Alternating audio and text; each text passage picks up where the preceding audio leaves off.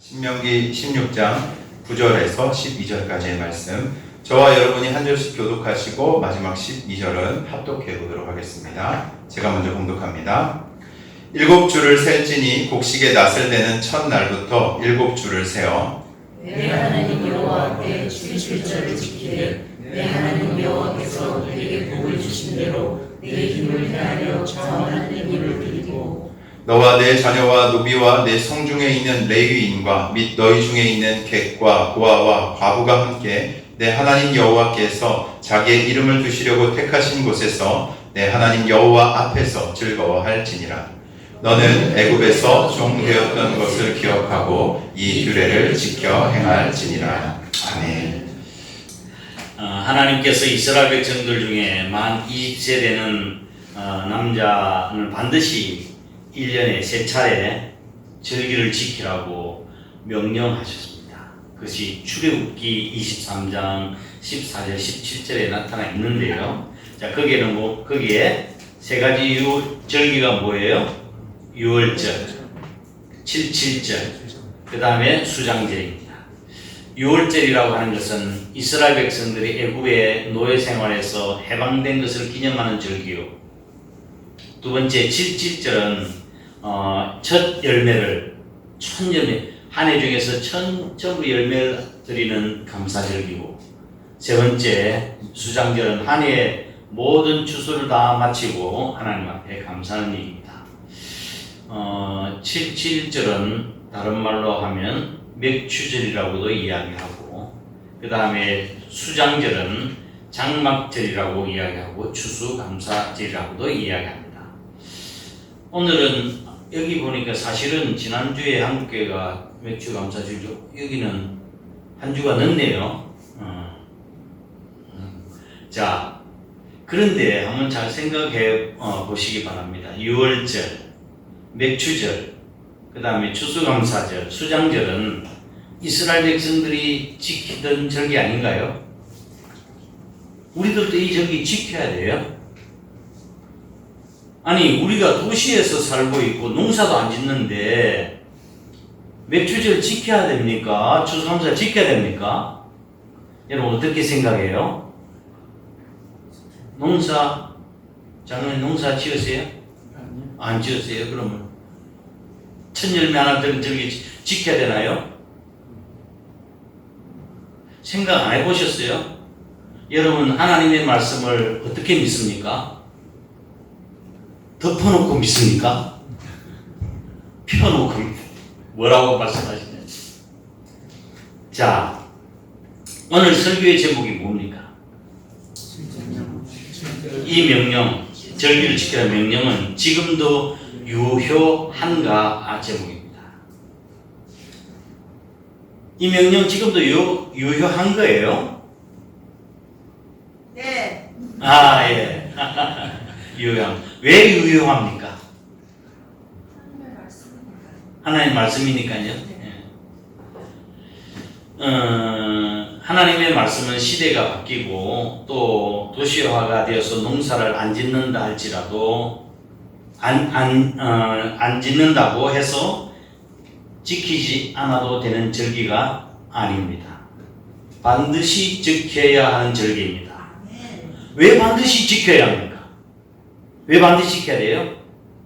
우리 모르고 그냥 이것도 모르고 지금 우리가 절기를 지키고 있는 거예요. 지금 왜 지켜야 합니까?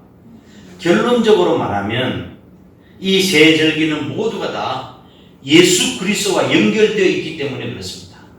이 절기는 모두가 다 예수 그리스도와 연결되어 있다. 6월절은 이스라엘 백성들이 애굽에서 노예 생활을 하다가 자유 해방을 얻은 것을 기념하는 절기죠. 이게 예수님하고 무슨 상관이 있습니까? 6월절 어린 양 대신 예수님의 희생과 주님의 보혈 피로 우리가 구원함을 받은 절기예요. 그래서 우리가 지키는 거예요. 그리고 6월절 직후 안식구 그 다음 날 백성들은 그의 처음으로 이게 보리와 밀수하게 단을 가지고 성전으로 가서 하나님 앞에 바칩니다. 이걸 일컬어서 초실절이라고 이야기합니다. 처음 초자, 열매 실자, 첫 열매를 하나님 앞에 드리는 절기 초실절이에요. 오늘 본문 9절 말씀을 한번 보실까요? 16장 9절 읽어보겠습니다. 시작. 7주를 셌으니 곡식의 낫을 되는 첫날부터 7주를 세어 내 하나님 여호와 앞에 칠칠절을 지키되 내 하나님 여호와께서 복을 주신 대로 내 힘을 헤아려 자원하는 예물을 드리고. 자, 9절 말씀 보면은 곡식의 낫을 되는 첫날부터 이거 무슨 날이에요? 곡식이 처음 되는 날. 이게 초실절이에요. 초실절 지키고 난 뒤에 첫날부터 몇 주를 세하린다고요? 7주를 세워서 칠칠절을 지키라 하는 말이에요. 맥주절을 지키라. 자, 7주 같으면은 며칠이에요? 7 곱하기 7, 49. 그 다음날 하나님 앞에 예배를 드리는데, 그러니까 77, 49, 다음날 50일이죠. 그것이 오순절입니다. 5오자, 열흘 순자, 오순절. 자, 오순절, 7주간의 주수를, 곡식 주수를 끝낸 뒤에 맥주절을 지켰던 거예요. 그래서 오순절이라는 말과 칠칠절이라는 말과 그 다음에 오순절날 성령 강림하셨죠. 성령 강림절 모두가 다 똑같은 절기, 똑같은 말이에요. 그런데 유감스럽게도 한국교회는 부활절을 올해 부활절 지키고 난 뒤에 50일째 되는 날 성령 강림주를 지켰죠. 성령 강림주를 지키지 않았습니까? 그렇죠. 그런데 그날이 맥주절과 똑같은데 유감스럽게도 오순절 성령 강림주는 지키고 난 뒤에 맥주절은 따로 7월달에 또 이렇게 드리는 거예요. 이거는 성경적으로 옳지 않고 맥주절을 크게 오해한 소치예요. 성경적으로 이야기하면 맥주절은 성령 강림절과 같은 절기이고 그날 지켜야 됩니다. 그런데 왜 이렇게 지키게 됐는가? 아마도 모든 추수를 마치고 추수감사절을 연말에 지키듯이 맥주절 역시 보리와 밀수확과 관계해서 상반기의 추수감사절 정도로 지키고 있다고 하는 것입니다. 그런데 우리는 이 오늘 맥주절을 지키지만 맥주절의 성경적 의미를 바르게 이해하고 맥주절을 지켜야 되는 거예요. 성경에 나타나는 절기는 농사력과 관계된 것뿐만 아니라 하나님의 구원의 역사와 깊은 관계를 가지고 있는 것이 성경에 나타나는 절기예요. 유월절은 바로 예수 그리스도의 십자가 죽음을 나타낸 절기고, 초실절은 예수 그리스도의 부활과 연관이 있는 절기예요. 예수님은 부활에 뭐라고 이야기하셨죠? 천열매라고 그랬잖아요. 초실절이 바로 예수님의 부활과 연결되어 있는 거예요. 칠칠절, 맥주절은, 오순절은 성령 강림과 연결되어 있는 절기예요. 그리고 초막절, 장막절은, 추수감사절은 천국의 완성, 영원한 하나님 나라에 들어가는 것을 말씀하고 있는 절기예요. 그러니 이 우리가 지키고 있는 절기는 농사력과 관계된 것이 아니라 예수 그리스도 또한 하나님의 구원의 역사와 깊은 관계를 가지고 있기 때문에 우리는 이 절기 농사 안 지어도 절기 지켜야 돼요. 우리가 농사를 안 지어도 절기를 지켜야 되는 이유는 하나님의 구원의 역사와 깊은 관계에 있기 때문에 그렇습니다. 그러면 이 절기를 어떻게 지켜야 될까요? 어떻게 지켜야 됩니까? 첫 번째로 감사함으로 지켜야 합니다. 12절 다시 한번 읽어보실까요? 12절 시작. 너는 애굽에서 종되었던 것을 기억하고 이 규례를 지켜 행할지니라. 애굽에서 종되었던 것을 기억하고 이 규례를 지켜 행할지니라. 애굽의 노예생활, 고통스러웠던 노예생활, 비참했던 노예생활, 굴욕스러웠던 노예 생활, 이스라엘 백성들이 이것을 생각한다면 불평할 수가 없어요. 응? 그저 감사할 뿐이에요. 우리가 구원받은 것을 생각한다면 저와 여러분 평생 감사해야 돼요. 모자란 것뿐이에요. 평생 감사해야 돼요. 그동안도 우리는 얼마나 많은 재난과 불행이 우리 자신을 스쳐 지나갔는가요? 살아있다고 하는 그 자체가 감사가 아닌가요? 나는 생각해보도 뭐 별로 감사할 것이 없다고 생각하는 분이 있다고 한다면 그것은 욕심의 그림자가 그분의 마음을 가리고 있기 때문에 그렇습니다. 욕심은 감사의 눈을 어둡게 하는 것입니다. 인간은 말로 할 수 없는 은혜를 입고 살면서도 감사를 모르고 불평불만하며 살아가고 있습니다. 사실 생각해보면 지금까지 우리의 생활 주변에는 감사할 일이 수없이 많았다는 것을 느끼게 되어집니다. 그래서 신학자 몽테피오르는 think and thank, 생각하라 그리고 감사라고 이야기했습니다. 하루하루를 살아가며 받는 크고 작은 삶의 수확을 기억하고 이를 감사로 표현할 수 있고 일상의 작은 은혜를 되돌아보는 계기가 될 수 있기를 주의 이름으로 축원합니다. 아멘. 감사에는 몇 가지 종류의 감사가 있다는 것을 여러분 아시죠? 감사에는 몇 가지 종류가 있다. 첫 번째, if의 감사가 있어요. if, 만일에라는 뜻이에요. 이건 조건부 감사예요. 하나님 만약에 이렇게 해주신다면 제가 이렇게 하겠습니다 하면 조건부 감사, if. 두 번째는 because, 뭐뭐 때문에. 이거는 반대급부의 감사예요. 하나님이 건강해 주셨으니까 감사합니다. 내가 병들었는데 낫게 해주셨으니 감사합니다. 우리의 자녀들이 잘 돼가지고 또 합격했으니까 취직했으니 감사합니다. 이건 because의 감사예요. 세 번째 감사는 in spite of, 뭐뭐에도 불구하고, 그럼에도 불구하고의 감사입니다. 여기서 성숙한 감사는 그럼에도 불구하고의 감사입니다. 고난 중의 감사, 믿음으로 드리는 감사, 이것이 성숙한 감사인 줄 믿으시길 바랍니다. 독일의 벤자민 슈몰크 목사님이라는 분이 계셨습니다. 마을을 순회하면서 전도하셨습니다. 사모님과 함께 마을 다니면서 순회 전도를 하셨는데 하루는 전도를 하다가 돌아와 보니 마을에 쫙 보니까 연기가 나오고 불길이 치솟는 걸 보았습니다. 그래서 갑자기 불안한 생각이 나서 얼른 뛰어가 봤습니다. 그랬더니 집은 화재로 인해서 전소되었고 두 아들도 함께 불에 타서 죽었습니다. 여러분 같았으면 어떠했겠습니까? 슈몰크 목사님 네 분은 하나님께 원망하고 항변할 수도 있었지만 두 아들의 시신을 앞에 두고 눈물로 몸부림치면서 부르짖었던 기도가 찬송시가 되었습니다. 내 주여 뜻대로 행하시옵소서. 온몸과 영혼을 다 주께 드리니 이 세상 몰락간 주인도 하시고 날 주관하셔서 뜻대로 하소서.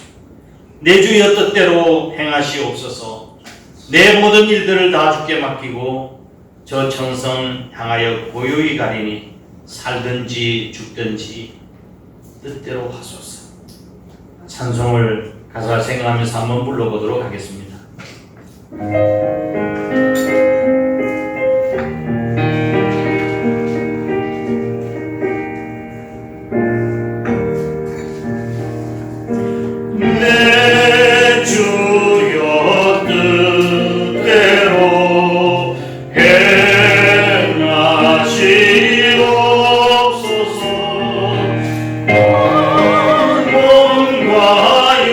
영혼을 다 주께 드리니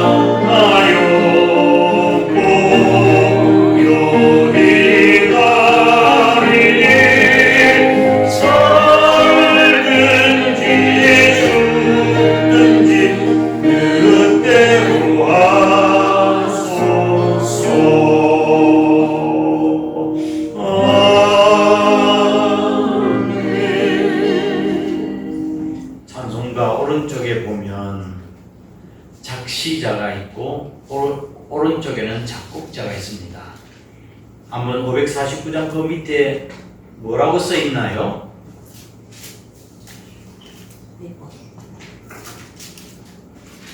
B. 벤자민 슈몰크 1704년 보이시나요? 네. 예, 벤자민 슈몰크 목사님이 두 아들을 잃고 잿더미 속에서 이들 두 아들을 붙들고 통곡하며 몸부림치며 부르짖던 이 시가 바로 549장 찬송이에요. 환난 중에 드리는 감사, 절망 중에 조건을 찾아 드리는 감사, 없는 중에도 드리는 감사, 하나님의 섭리를 믿고 믿음으로 드리는 감사, 이 감사가 성숙한 감사예요. 우리가 농사를 안 지어도 절기를 지켜야 합니까? Yes. 그럼 어떻게 지켜야 합니까? 두 번째, 사랑으로 지켜야 합니다. 첫 번째 감사로 지켜야 되고 두 번째 사랑으로 지켜야 돼요. 맥추절에는 세 가지 사랑이 오롯이 들어 있습니다. 맥추절에 세 가지 사랑. 첫 번째, 하나님 사랑입니다. 이스라엘 백성들이 농사를 지어 첫 열매를 하나님께 드리기 전에 절대로 두 번째 열매를 따지 않았습니다. 그리고 농사를 짓고 나서도 첫 단을 하나님께 드리기 전에는 결코 두 번째 단을 거두지 않았습니다. 맥추절의 의미는 무엇입니까? 맥추절의 의미 정신, 오직 한 분이신 여호와 하나님만 섬기하는 신앙적인 축제였습니다.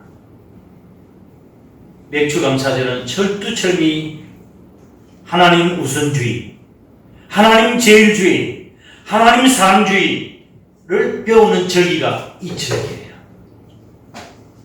팔레스타인 땅은 농사 짓기가 쉬운 땅이 아니에요. 척박한 땅입니다.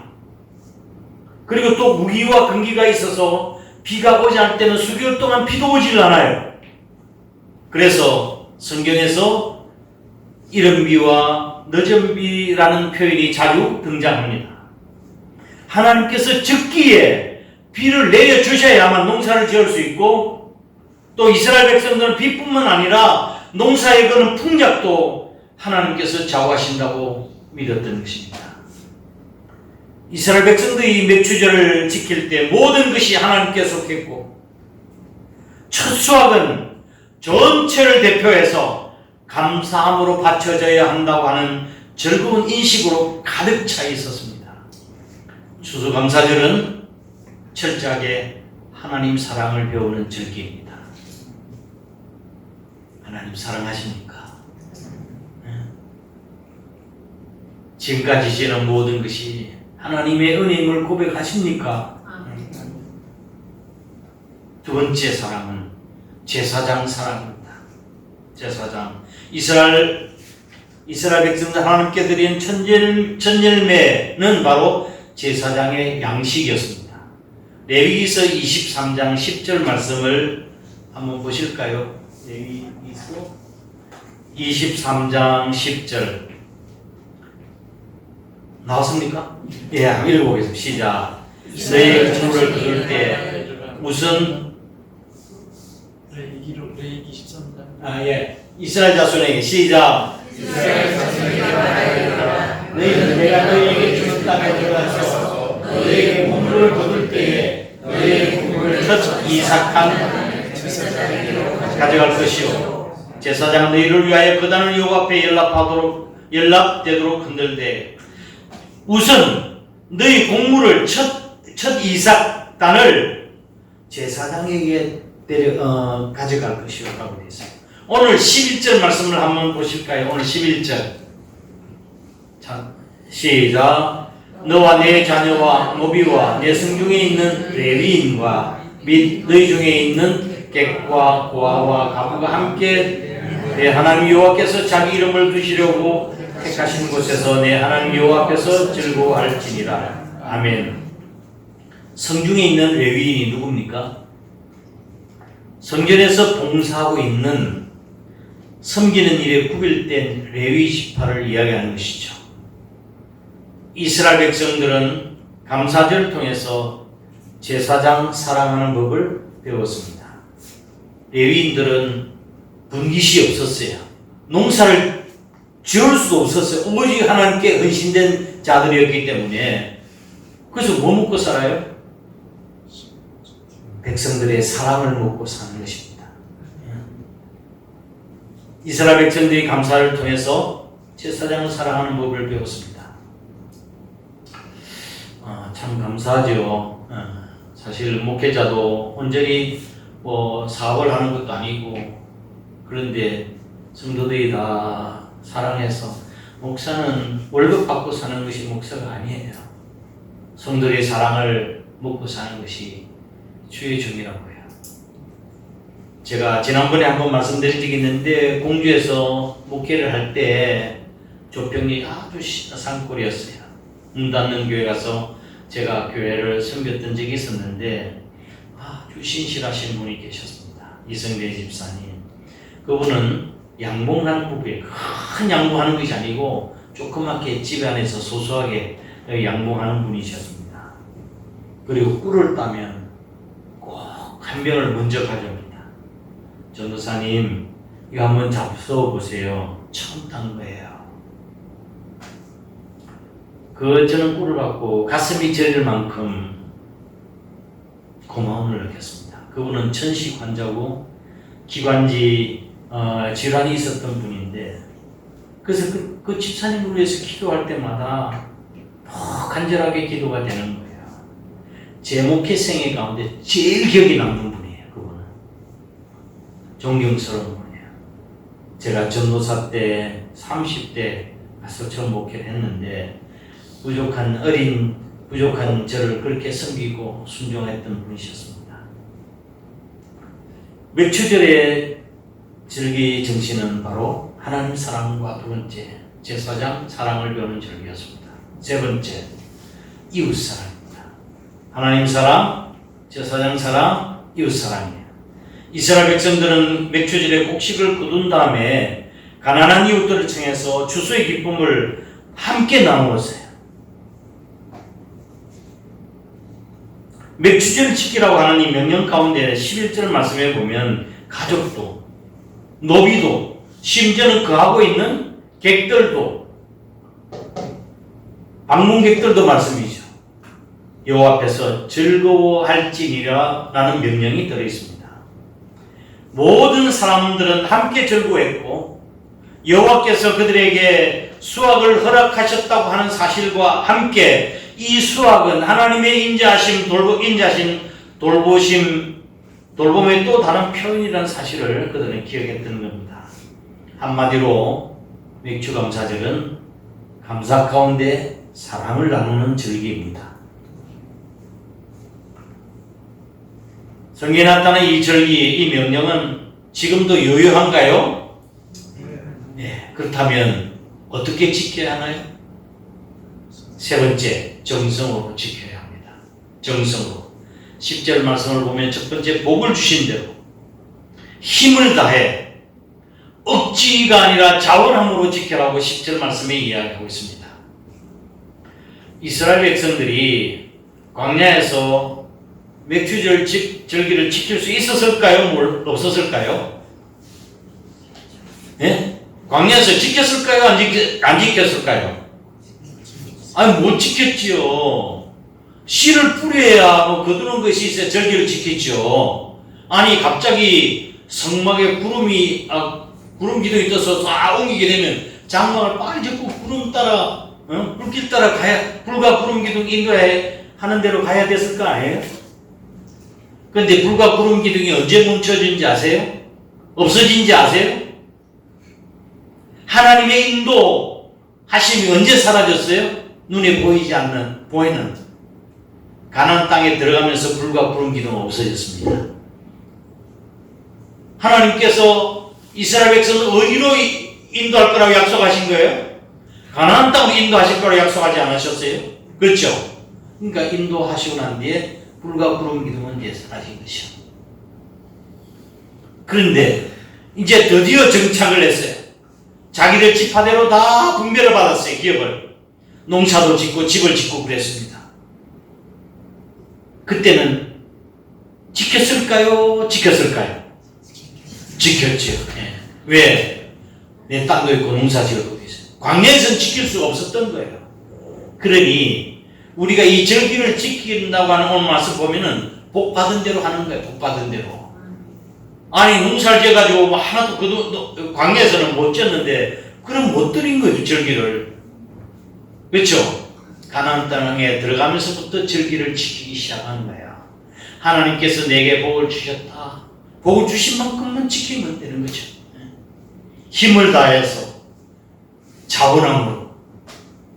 출애굽기 13장 1절 2절 말씀을 보면 여호와 하나님께서 모세에게 말씀하시기를 너희 자손 중에서 짐승이나 무로나 초태생을 다 거룩하게 구별하여 내게 돌리라. 초태생은 내 것이라고 말씀하셔요. 초태생은 사람뿐만 아니라 짐승이나 모든 첫것은 다 하나님 것이에요.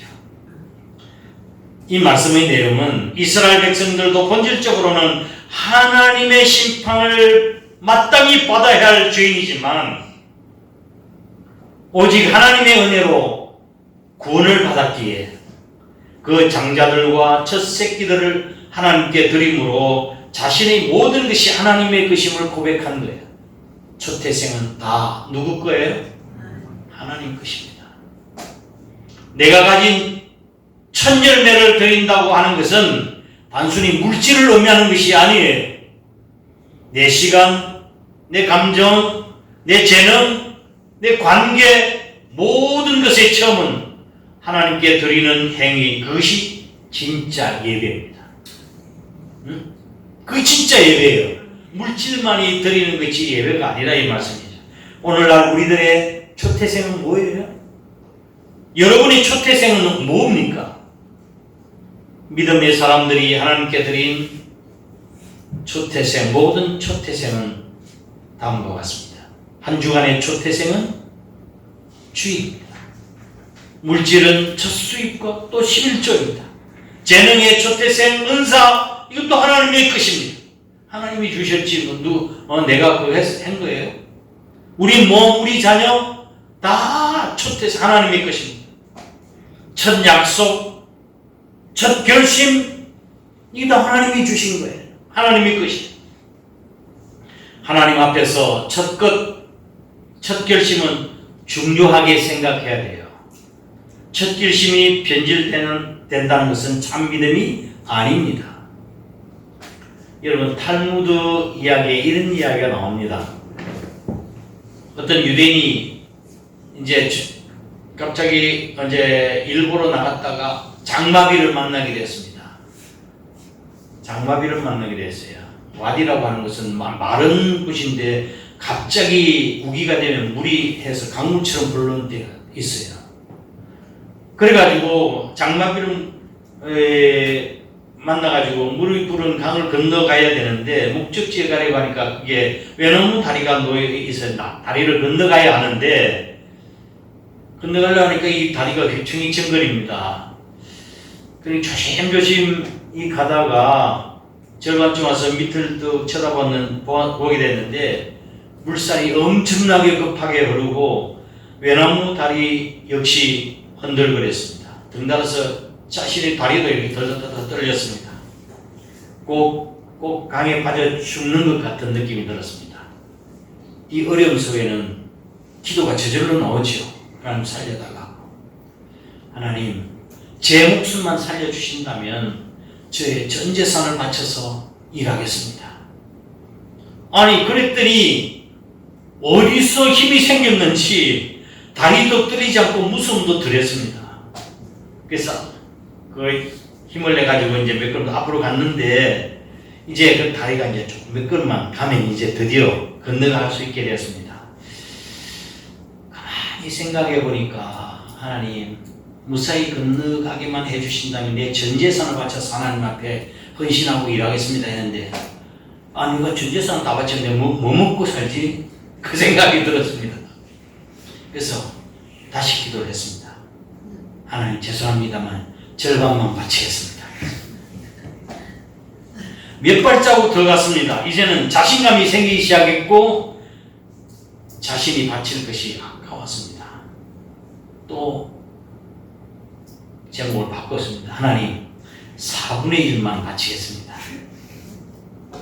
그러다가 그만 비에 미끄러져서 강물에 풍덩 빠져버리고 말았습니다. 그때 그 사람이 하는 말이 뭐였는지 아십니까? 하나님 농담도 못합니까? 그랬다.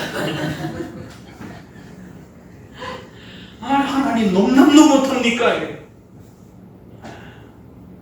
우리에게 주신 첫 생각, 이게 누가 주신 생각이에요? 하나님 성령님이 주신 생각이에요. 두 번째 생각은 누구 생각일까요? 집에 가서 곰곰이 생각해 봤습니다. 오늘 은혜 받아간 내가 막 이렇게 막 헌신하기로 했는데 너무 아까워. 그래서 좀 깎아서 절반만 하자. 누구 생각이에요? 내 생각이에요. 내 생각. 야, 너 그 바치면 너 지금 해야 될 일이 얼마나 많은데 그 바치고 너 어떡하려고 그래? 응? 어떤 걸로 해? 세 번째 생각은 누구 생각이에요? 사단이 주는 생각이에요.